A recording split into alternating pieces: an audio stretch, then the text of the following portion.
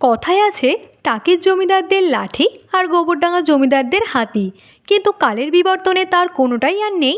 বর্তমানে শুধু রয়ে গেছে সেই পুরনো জমিদার বাড়িগুলি।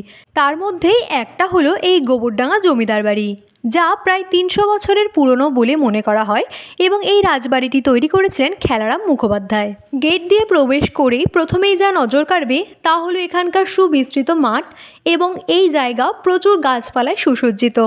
এই জমিদার বাড়ির ঠিক সামনেই রয়েছে ঘাট বাঁধানো পুকুর, তবে আজ তার আর সংরক্ষণ ঠিকঠাক হয় বলে মনে হলো না। 6 স্তম্ভ দ্বারা নির্মিত এই প্রাসাদটিকে প্রকৃত জমিদার বাড়ি বলে মনে হলেও স্থানীয়দের থেকে শুনলাম যে এটি আসলে ছিল জমিদারদের অতিথিশালা, যেখানে বসে দীনবন্ধু মিত্র তার নীলদর্পণ নাটকটি রচনা করেছিলেন। এই জমিদার বাড়ি প্রতিদিন সর্বসাধারণের জন্য খোলা থাকে না, শুধুমাত্র দুর্গাপুজোর 5 দিন এই জমিদার বাড়ি খোলা থাকে, না হলে পারমিশন নিয়ে এর ভিতরে প্রবেশ করতে হয়।